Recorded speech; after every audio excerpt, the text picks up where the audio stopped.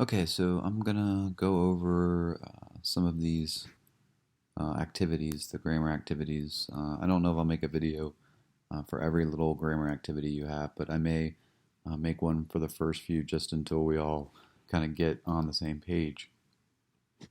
So for this part of the class, in the next 4 or 5 weeks, we'll read out of the open access textbook, the Grammar in Real Life. We'll kind of relearn some of the identification of parts of speech. Um, again, this particular activity is asking you to read about nouns, to kind of relearn, some of those technical definitions of nouns and how to identify them. Most of you will be able to do that relatively easily. And again, a lot of these activities are low stakes, low risk. Collectively over the next 4 or 5 weeks, they make up a nice chunk of your grade, but you can miss quite a few of these and still do fine. The goal of these activities is not perfection. It's not that you get every single one right. The goal is that are you holistically able to identify these parts of speech most of the time. It's okay if you come across a sentence here and there and you're like, wait, what is this? This is a little confusing. This is a little tricky. Yes, the English language, as you just learned, can be extremely tricky. It can be extremely confusing. There's just a lot of knowledge and rules, some of which don't even really make much sense, or they're not even really that necessary, because they may really honestly only apply to like one sentence that you may use never. Again, don't overly stress about this. The goal is to kind of relearn how to identify the parts of speech so that you can explicate or break down a piece of writing and see some of the grammatical structures and the syntax and think about it as more of a rhetorical design. What is the author doing?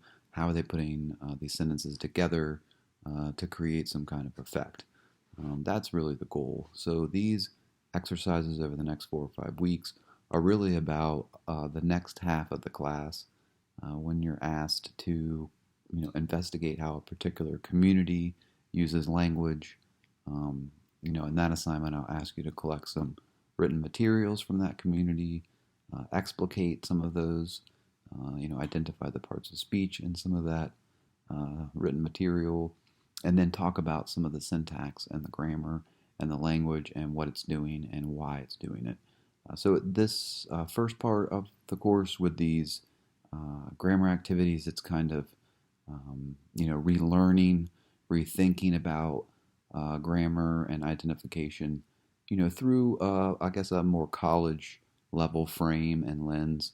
But then to really get to the second half of the class where we apply this knowledge more critically and really try to think about how do people really use language to create some kind of effect to solve a problem, to for some particular purpose. Again, to really think at a critical level about language and syntax and grammar and mechanics in that way, a more applicable way. So again, in this activity, just read a few pages in your textbook and then complete the noun activities, and then I'll go over those, release the answers page, and you can check those out. Don't stress. There's plenty of room, to miss quite a few and still do perfectly fine.